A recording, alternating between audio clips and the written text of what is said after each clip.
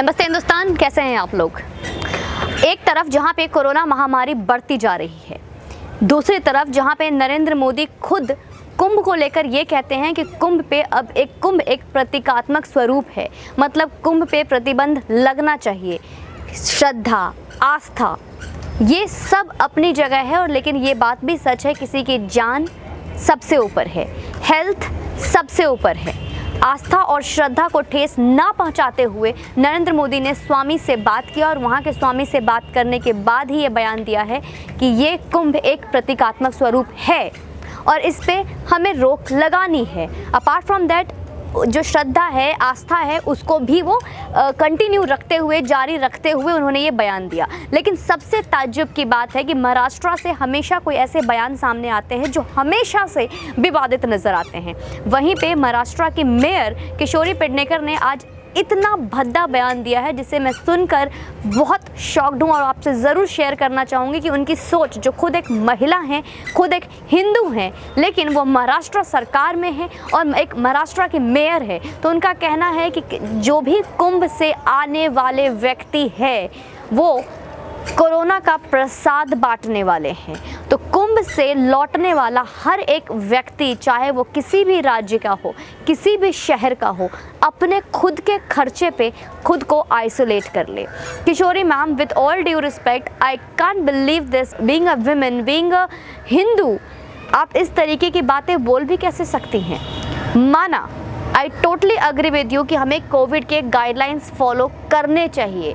Covid के guidelines को maintain करते हुए हमें हर वो चीज़ें को संभालना है, हर वो गाइडलाइंस और हर वो प्रिकॉशंस को मेंटेन करनी है, जिससे खुद की और अपने साथ साथ, क्योंकि हमें पता है कोरोना एक ऐसी बीमारी है जो एक से दूसरे को संक्रमित कर रही है, तो हमें हर तरीके से खुद को भी और समाज को भी बचाना है। लेकिन एक कुंभ जैसे जगह का, एक इस तरह पवित्र स्थल के बारे में, प्रसाद, हमारे हिंदू धर्म में प्रसाद का मायने क्या है, प्रसाद के मतलब क्या है, प्रसाद का अर्थ क्या है, मुझे नहीं लगता कि आपको मुझे समझाना चाहिए।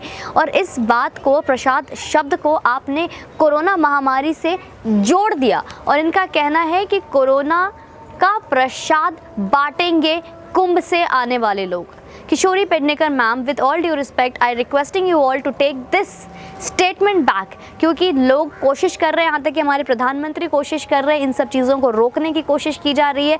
और आपका बयान अपने सरकार पे क्यों नहीं आता है, जो सरकार जो पिछले वर्ष भी कोरोना में नाकाम हुई थी, इस वर्ष भी पहले ही हाथ खड़ी करते हुए नज़र आ रही है, वो महाराष्ट्र सरकार जो कि कभी भी, चाहे वो किसी भी वर्ग के लोग क्यों ना हो, क्योंकि जो गरीब वर्ग के लोग हैं, जो वहाँ के जो लेबर है, मजदूर है, उनकी तो उन्होंने कभी सुरक्षा की ही नहीं, क्योंकि वो लोग तो शुरू में लास्ट ईयर भी पलायन हुए थे, और अभी क्या जो सिचुएशन है, सिचुएशन स्टार्ट होते ही वो पलायन शुरू हो चुका है वहाँ पे, क्योंकि वहाँ की सरकार पहले ही हाथ खड़ी कर चुकी होती है। जैसे कि अगर मैं बात करूँ, हमारे mister chief minister of new Delhi, हमारे कैपिटल ऑफ इंडिया, कैपिटल का जो नई दिल्ली का हमारे मिनिस्टर, कुछ दिन पहले प्रेस कॉन्फ्रेंस करते हैं और साथ में बोलते हैं कि हमारे पास 5000 बेड्स अवेलेबल है, सारी सुविधा है, कहीं कोई प्रॉब्लम नहीं है, आओ कोविड पॉजिटिव हो, कोई दिक्कत नहीं है। लेकिन वहीं अभी का ब्रेकिंग न्यूज़ ये भी मिल रहा है कि उन्होंने भी अपना हाथ खड़ा कर लिया, क्योंकि दिल्ली सारे रिकॉर्ड तोड़ रहे हैं और दिल्ली का हमारे मुख्यमंत्री कोरोना को संभालने में असफल हो रहे हैं, और उन्होंने केंद्र सरकार से अब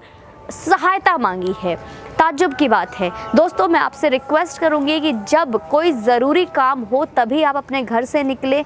कोशिश करें कि आप अपने घर में रहें, अपने सुरक्षा में रहें, अपने कोविड गाइडलाइंस को फॉलो करें, क्योंकि कोविड बहुत तेज़ी से बढ़ रहा है। अकॉर्डिंग टू एक्सपर्ट एडवाइस, इस बार कोविड बच्चों के साथ साथ अडल्ट यूथ जनरेशन को पकड़ रहा है। मेरे बहुत ही जानकार, बहुत ही क्लोज रिलेटिव, क्लोज फ्रेंड्स के साथ भी ऐसा हुआ है, जो कि 3 से 4 दिन में आज वो ऑक्सीजन पे हैं। तो कोविड सबसे पहले लंग्स को अटैक कर रहा है। सो रिक्वेस्टिंग यू ऑल, क्योंकि अगर आप सोच रहे हैं कि एक ब्लड टेस्ट कराया और नेगेटिव आया रिपोर्ट और आप सेफ़ हैं, ऐसा नहीं है। इस बार स्कैनिंग करने पर टोटल स्कैन हो रहा है, सिटी स्कैन के बाद चीज़ें सामने आ रही है। तो don't take it lightly. Requesting to all, मैं जो जितने भी हमारे यूथ जनरेशन है, मैं उनसे रिक्वेस्ट करूँगी कि कोविड को इस बार लाइटली ना लें, क्योंकि सिचुएशन बहुत क्रिटिकल हो रही है, महामारी बहुत तेज़ी से बढ़ रही है। तो please take this seriously, please follow all the guidelines. आप जितने भी पॉसिबल हो सके, जितनी भी पॉसिबिलिटीज़ हो, चाहे वो गर्म पानी हो, अपने हाथ को सफाई करनी हो, डिस्टेंस मेंटेन करना हो, इस तरीके की जितने भी जानकारी, जितने भी चीज़ें आप कर सकते हैं। Apart from that please take all the precautions, like अपने अगर गिलोय का कोई टैबलेट मिलता है, बच्चों को गर्म पानी पिलाना शुरू करें। आई नो कि ये कोई पहली बार नहीं है जो मैं आपको चीज़ों को बताऊंगी जिसे कि आप संयम में लाएंगे। ये लगातार हो रहा है हमारे साथ, और कहीं ना कहीं हमारी ये लापरवाही है जिसकी वजह से कोरोना फिर से हमारे चपेट में आ गया, फिर से हमें परेशान करने में कायम हो रहा है। Requesting you all, please follow all the Covid guidelines. और फिर से मैं एक बार किशोरी पेडनेकर मैम को बोलूँगी, कोरोना का प्रसाद नहीं है, एक महामारी है जिसे हम सबको मिलकर लड़ना है। तो इस तरीके का विवादित बयान देने से पहले आप जहाँ पर हैं, जिस सरकार में हैं, आप जिस राज्य में हैं, एक बार वहाँ पर झांक कर देखें, क्योंकि कांच के घर में रहने वाले लोग कभी दूसरे के घर पे कंकड़ नहीं मारा करते। जय हिंद, वंदे मातरम।